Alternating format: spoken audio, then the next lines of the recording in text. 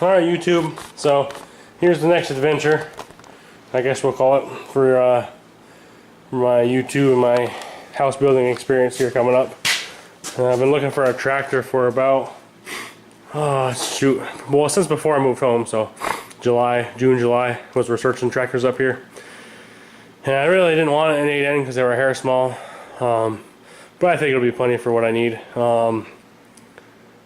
Sorry, this is going to be kind of a rambling on video. I'm sick today, and just wanted to get a video knocked out for you guys. Hopefully you guys can enjoy this a little bit and kind of stay with me or whatever. So I found this one, the cheapest one I could find. I did look at a Ford 600, about 10 years newer than this, well, 7 years newer than this.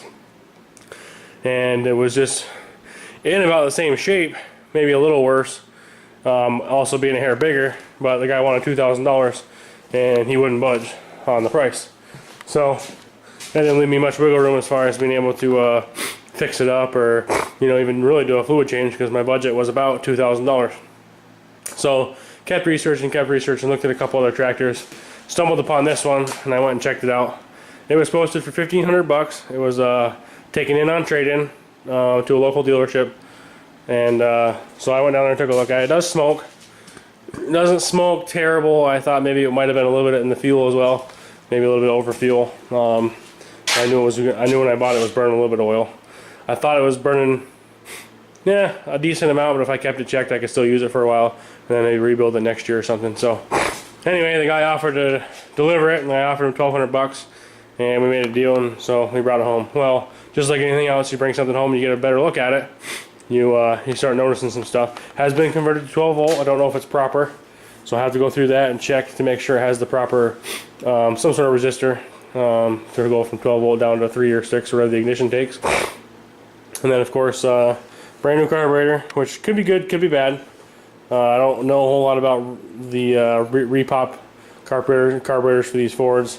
I know some of the 3-lure carburetors and stuff, Chinese knockoffs are garbage or whatever. So really clean. I looked up the numbers last night. It's a 1949 8N 4-speed. PTO works good. It's got the PTO shut off. 3-point hitch works really good. Tires got good tread. They are the other side over there has got some pretty good dry rot, but tires actually really aren't terrible. So anyway, the guy rolled it off the trailer. Not the guy I bought it from. It was a dealership, so it was their driver.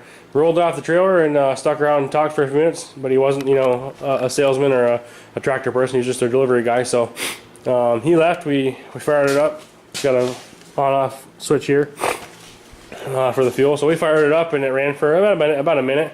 We were going to let it warm up and then, try to pull it in the garage and do a closer look at it. So it stalled. So we went down to the store, we bought some gas and put $15 in gas in it, and then looked in the tank afterwards. I had looked yesterday or the day before when I bought it at the shop, and it looked like it was fairly clean. It wasn't. I didn't look with a flashlight, but the way the sun glared actually looked pretty decent. Well, needless to say, the gas tank's full of crap, so not a big deal. I can clean that. That's my only problem. No big deal. So what we did was we raked up this lawnmower tank just to hear it run, and since there was all that garbage in there, I did take the carburetor apart and clean it out. Checked my gasket on my intake here on the carburetor itself. Everything seemed pretty good. So I put it back together, same thing. Over and over and over. I did mess around a little bit with the wiring. There was a loose wire on one of the coils. And after that, the tractor pretty well straightened out. So it would run for 2 or 3 minutes, and we kept shutting it off and everything and whatnot. We started looking through fluids and realized the radiator was completely empty. Well, not completely, but the majority was empty. So I thought maybe wintertime, maybe the guy knew he put water in over the summer, had a small leak or something, and he drained it. Or, I didn't see any evidence of leakage anywhere, so the hoses look fairly decent. Well, it turns out this cap has a seal here and a seal here. Well, there's no seal there. It's gone. So that was that issue. So we found another cap to fit on it just to hear it run. So I filled the full antifreeze and found out the back here where the overflow tube is supposed to go. You guys probably won't be able to see it. It's a big old gobber of solder. So anyway, we got looking closer and found a bunch of solder all over the radiator. It's been repaired multiple times. So they're fairly, I don't want to call it cheap because it's $130, $140. And I just looked on eBay real quick. So I'm assuming about 150 shipped or whatever, But still not too bad. But the more and more I look at it and think about, well, if I'm going to pull that, I'm going to clean the tank, I'm going to clean the radiator and do this and do that and do the other thing, I might as well look into rebuild kits. And for a $1,200 tractor, you know, spend another $400 or $500 rebuilding it, I'd have essentially another, you know, tractor that'll last another 50 years or something. So in the midst of things, I did get a little frustrated, and I did call the guy, and I bought it cash as is from a dealership, but it was a cash deal, so there's no warranty or anything like that. And he did agree to come and take a look at it. He's going to send his mechanics over here tomorrow. I head back to work tomorrow. He's going to send his mechanics over to pick it up and take it back to the shop. So I'm not sure. I might keep it. If he'll take it back and he'll give me my money back, I will be very tempted to do so. I don't want to give up on it, but I don't want another project. I want something that I can use, you know. I thought a 3-point hitch, throw a plow or something on there, and then maybe find a bucket for the front there, the front end loader, and I could actually get out there and use it for my property, you know, use the harrows and do stuff like that in the land. But I don't know, not really looking that way. So this might be a future project. It might be a future runner. He might take it over to a shop and do, you know, some more work to it and maybe figure out a radiator or something. And we might just start using it and let it smoke for a while. Or we might give it back and see if I can get my money back. Or we might rebuild it. I don't know. So we shall see. I've been watching a lot of videos and stuff and looking up parts lists and years and all that kind of stuff. And rebuild seems pretty straightforward.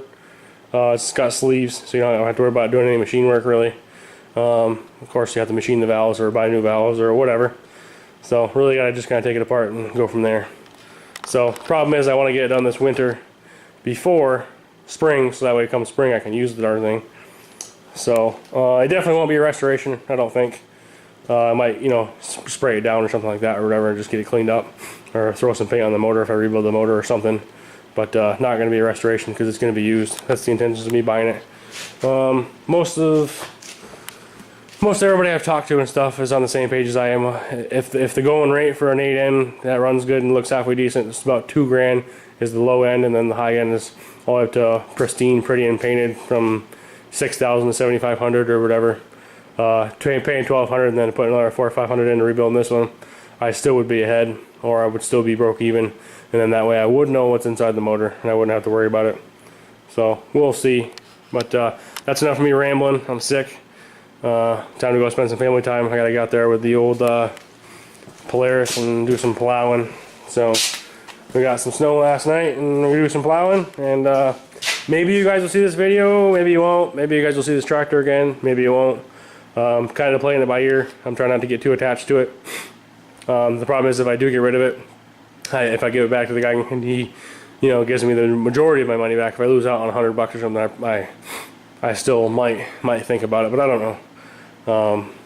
So just kind of playing it by ear, and if I do give it back, then there's a good chance I probably won't ever buy another tractor, or I might not ever find a good of a deal. Maybe this isn't that great of a deal, but you never know. So hard saying without pulling something apart. You take chances when you buy stuff, and I felt pretty confident at 1200 because I thought it, you know, it ran really decent over there.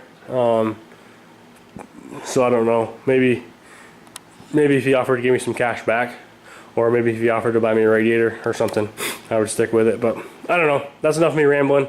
We'll catch you guys next time, and we'll see if maybe, you know, we can figure something out with this old tractor. So take care for now, guys. That's weird. The color matches. This is my 1958, 59 GMC, no, Pontiac. It's a Pontiac motor. It's a 336, but it went in a GMC 370 log truck. Color matches. I wonder if it'll fit in the tractor. That'd be kind of neat if I had an extra tractor kicking around, but unfortunately I don't. So we're stuck with this one for now. Alright guys, we'll catch you later. Hopefully I get this video posted tonight before I head to work. Take care guys.